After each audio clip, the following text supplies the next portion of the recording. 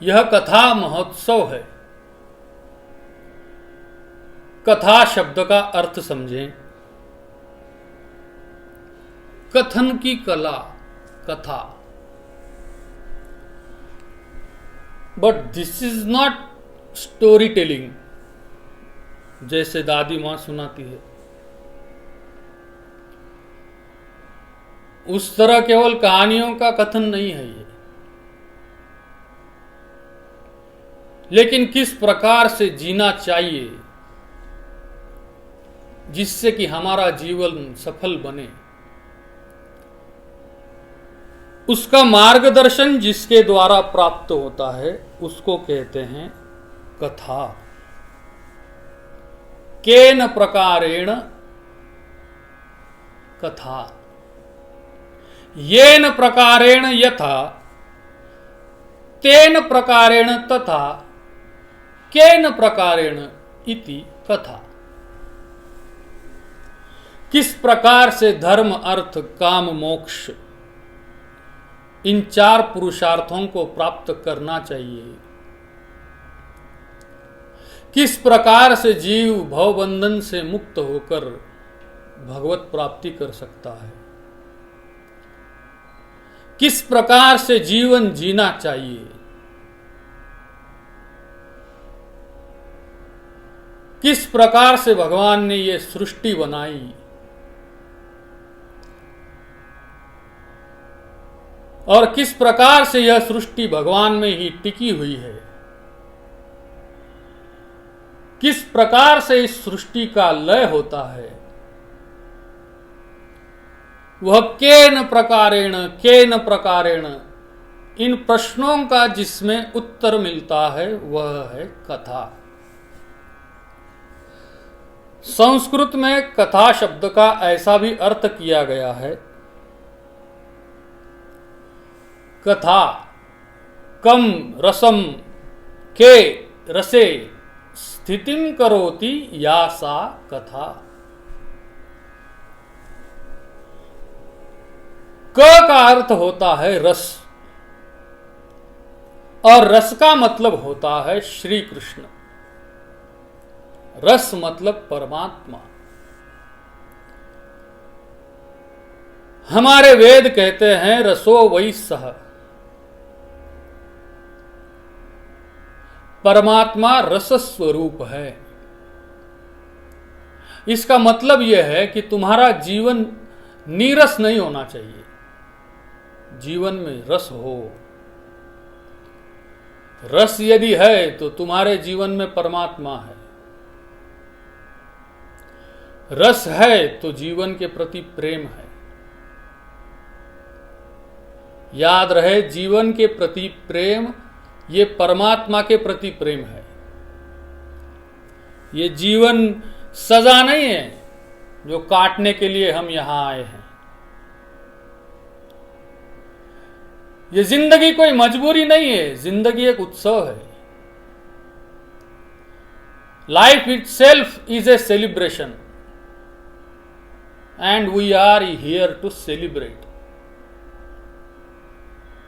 रोते रोते पैदा हुए हैं, लेकिन रोते रोते जाना नहीं है। हंसता हुआ जो जाएगा। किस प्रकार से यहां से जाए, केन प्रकारेण, ये भी भागवत सिखाता है। इट्स आर्ट ऑफ डाइंग, जैसे आर्ट ऑफ लिविंग है, जीने की कला, उसी तरह मरने की भी कला। मरो तो ऐसे मरो कि मृत्यु महोत्सव बन जाए। जिंदगी जिसके लिए उत्सव है, मरण उसके लिए महोत्सव है। वहां मरना नहीं, मालिक से मिलना हो जाता है। इसलिए कहते हैं रामायण जीना सिखाती है और भागवत मरना सिखाती है। भागवत और कुछ नहीं है। राजा परीक्षित को शाप था 7वें दिन मरना है तक्षक के डसने से। तो शुकदेव जी ने कहा it's okay, this is 7 days course, let's start. मैं तुम्हें सिखाता हूं कैसे मरना चाहिए। भागवत मृत्यु से नहीं बचाती, भागवत मृत्यु के भय से बचाती है। और मृत्यु का भय अज्ञान के कारण ही है। श्रीमद् भागवत उस अज्ञान को हटा देता है, और अज्ञान को हटा दिया तो मृत्यु का भय भी मिट जाता है, मृत्यु महोत्सव बन जाती है।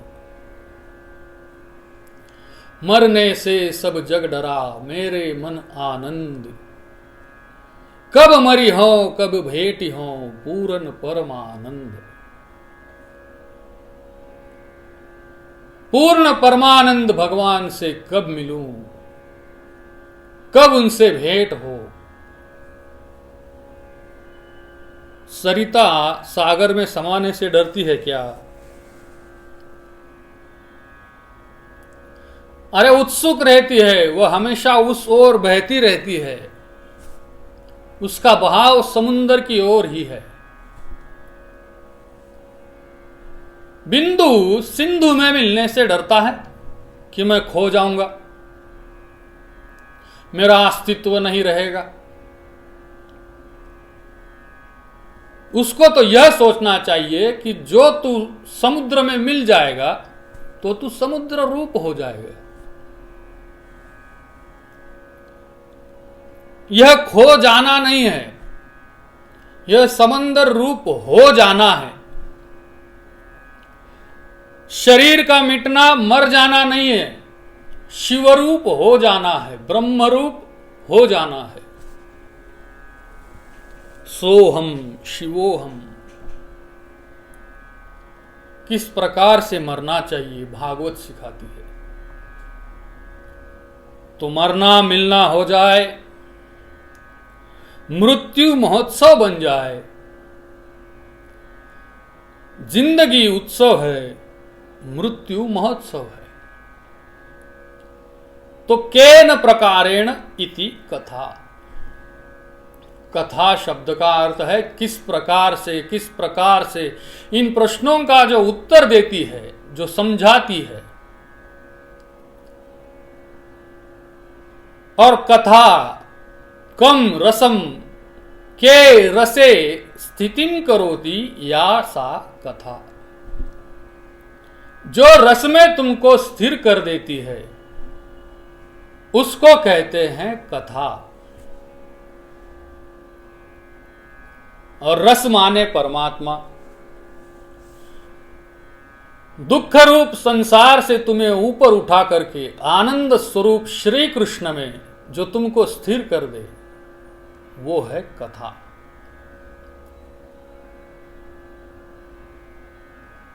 और जहां रस है वहां आनंद है। रसम खेवायम लब्ध्वा आनंदी भवति, उपनिषद कहते हैं।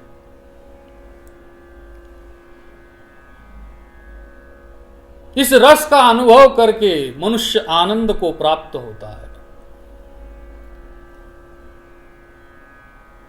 तो हमारी सीधी सादी भाषा में जिसके जीवन में रस नहीं है, जिसका जीवन नीरस हो गया है, उसके लिए जीवन उत्साह नहीं रह जाता, उत्सव नहीं रह जाता, बोझ बन जाता है। वह जी नहीं रहा है, वह जिंदगी को ढो रहा है बोझ की तरह, फिर थक जाता है।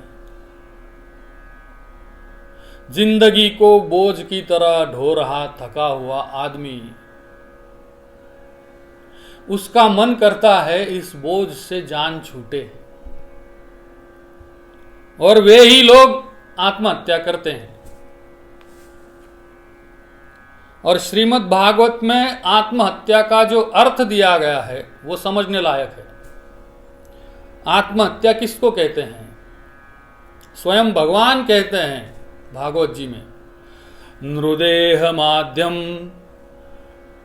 सुलभम सुदुर्लभम प्लवम सुकल्पम गुरुकर्णधारम मयानुकूलेन नभस्वतेरितं पुमां भवाब्धिं न तरेत् स आत्महा। नृदेह ह्यूमन बॉडी, मानव शरीर मिला है। यह शरीर कैसा है? बड़ा दुर्लभ, सुदुर्लभम। कितना दुर्लभ वो रामचरितमानस समझाता है, रामायण कहती है। बड़े भाग मानुष तनु पावा, सुर दुर्लभ सब ग्रंथ निगावा। दुर्लभो मानुषो देहो देहिनां क्षणभंगुरः, तत्रापि दुर्लभं मन्ये वैकुंठ प्रियदर्शनम्।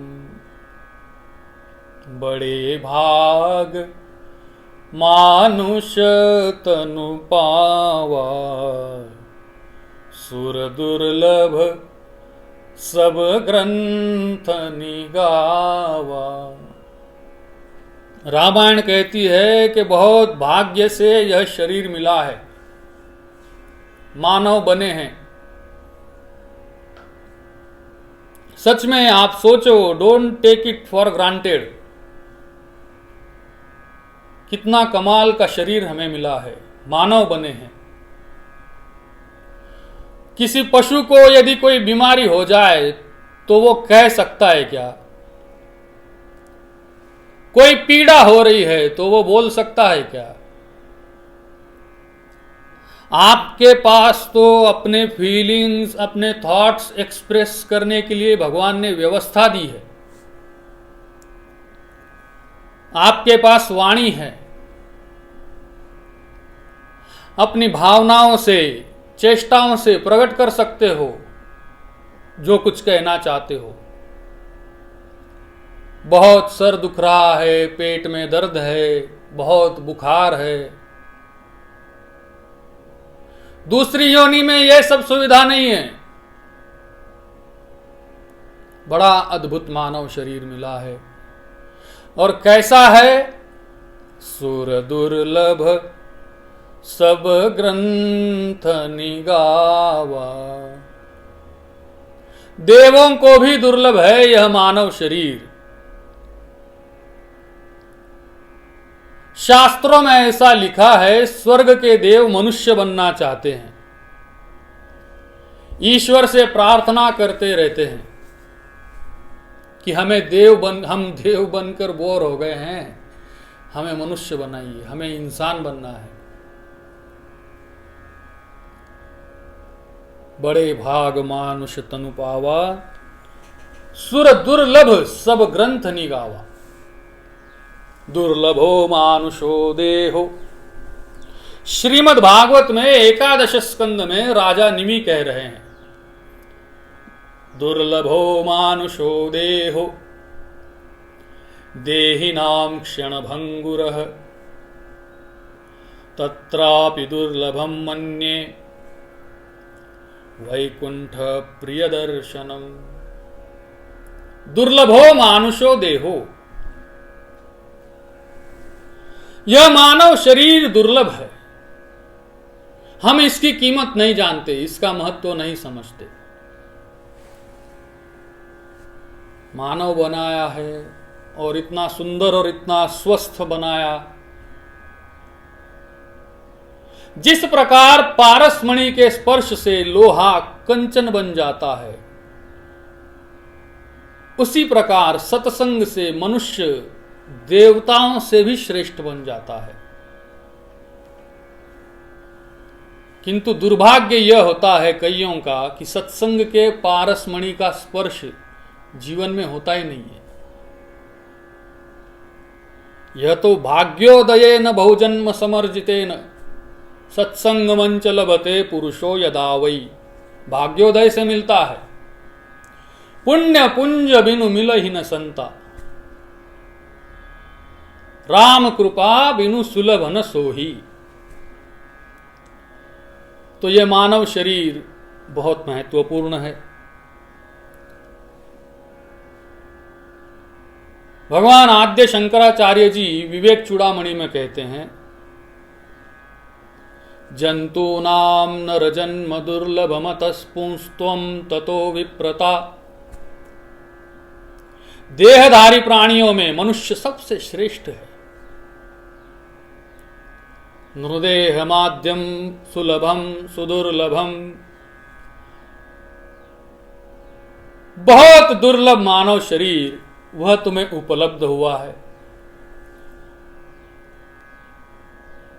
कैसा है यह? भगवान कहते हैं, प्लवम प्लवम सुकल्पम गुरुकर्णधारम। यह भागवत जी के 11वें स्कंद में भगवान ने कहा है, यह मानव शरीर प्लवम, प्लव का अर्थ होता है नौका।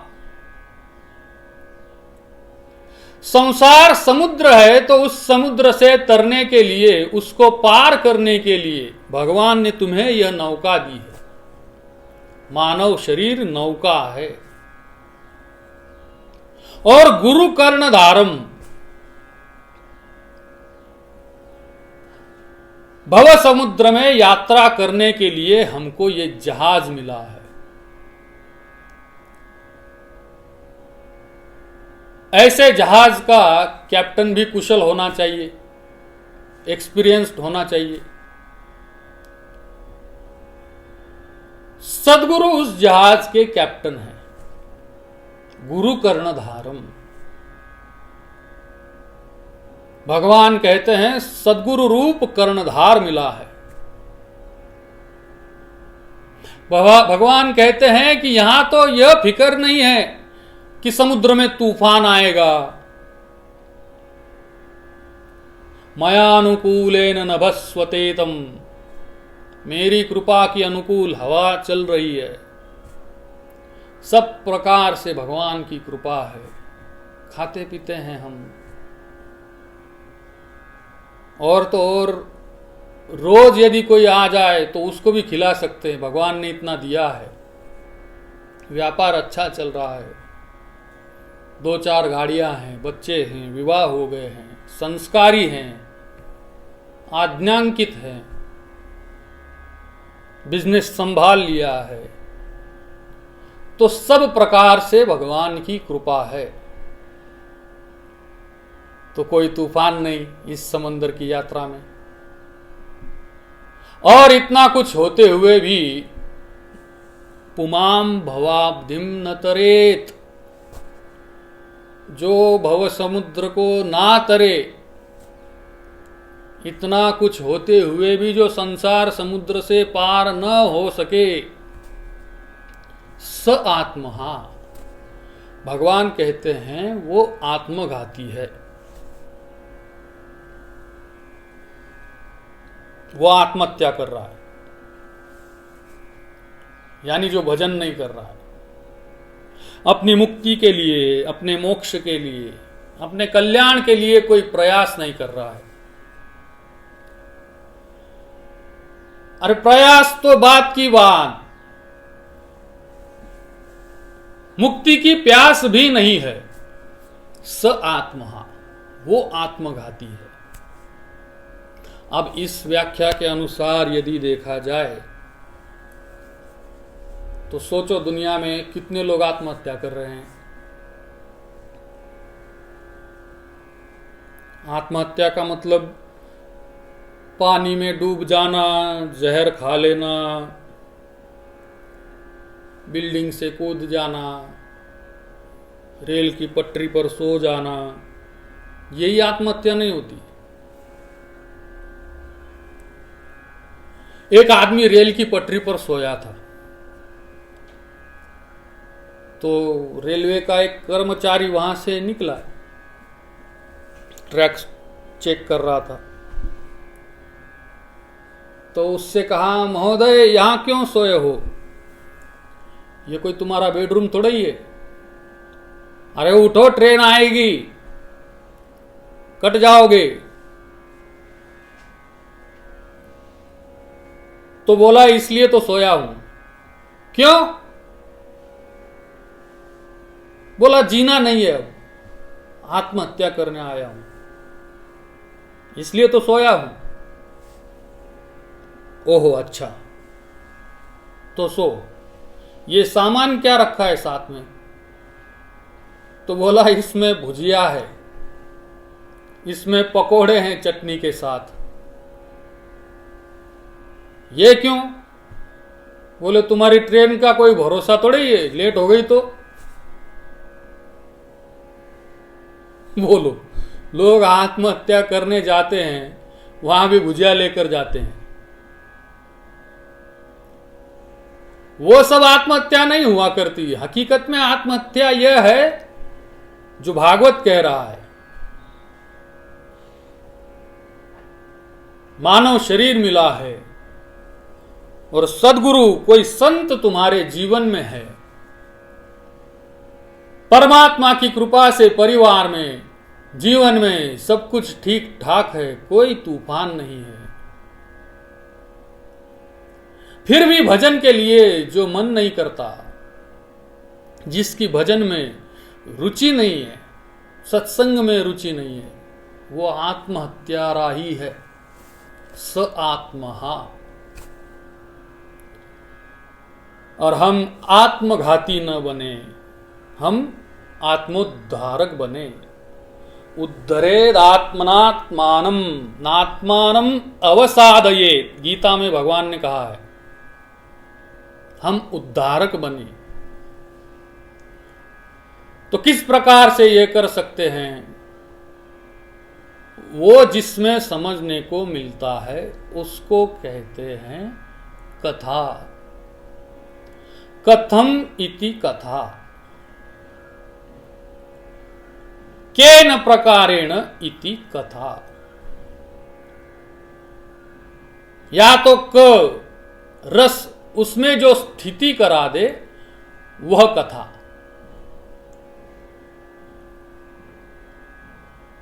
तो नीरस जीवन को सरस बना दे, गतार्थ को कृतार्थ कर दे, वह है कथा। हमें संसार से उठाकर श्री कृष्ण की गोद में बिठा दे, वो है कथा। हमें अनुरागी बना दे, प्रेमी बना दे, वो है कथा। सच में सही अर्थ में अनुरागी बना दे, वासना से मुक्त करके तुम्हें प्रेमी बना दे, वो है कथा। जिंदगी को रंगों से भरने वाली, यानी मायूसी मिट जाए, हताशा निराशा चली जाए, और जिंदगी को जो सेलिब्रेशन बना दे, उत्सव बना दे, उसका नाम है कथा। जो जीवन की व्यथा को हर ले, वह है हरि की कथा। जीवन की थकान को दूर कर दे और विश्राम का अनुभव करे, वही है कथा। इसलिए कहते हैं विश्राम स्थानमेकम। गोस्वामी तुलसीदास जी कहते हैं पायो परम विश्राम। परम विश्राम यहीं पर मिला। तो भगवान और भगवान की कथा, भगवान का नाम, विश्राम यहां है।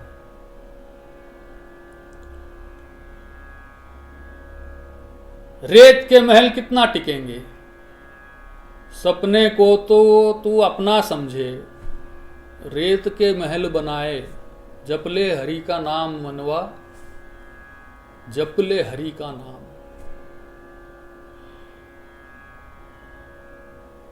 तो सपने को अपना समझे तू, रेत के महल बनाए। रेत के महल कितना टिकेंगे? इस सपने को तू अपना समझ रहा है, ये संसार सपना है, यह कभी अपना नहीं हो सकता। वास्तव में हम संसार को पाने की कोशिश में जिंदगी को दांव पर लगा देते हैं, जिंदगी हार जाते हैं, संसार कभी नहीं मिलता।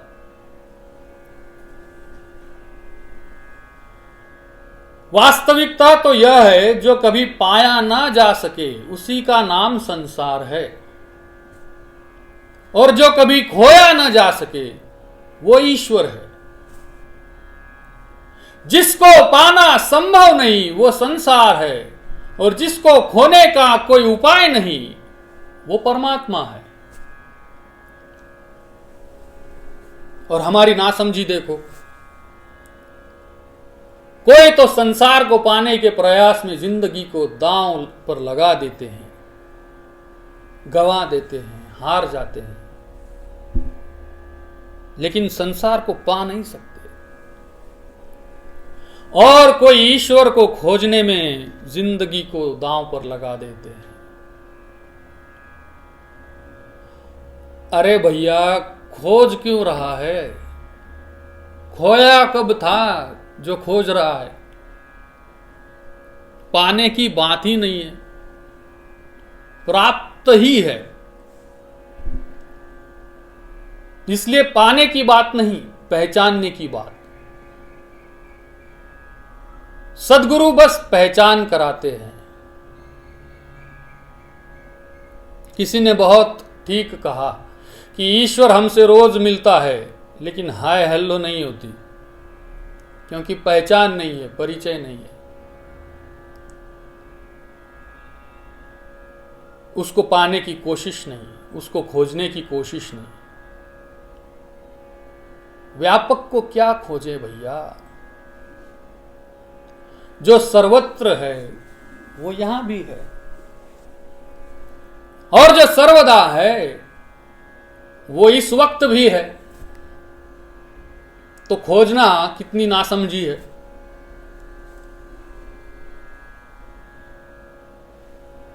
ही is everywhere and every time, हर स्थान पर है। आवश्यकता है केवल उसको पहचानने की। इसलिए गीता कहती है तद्विद्धि, तुम उसको जानो।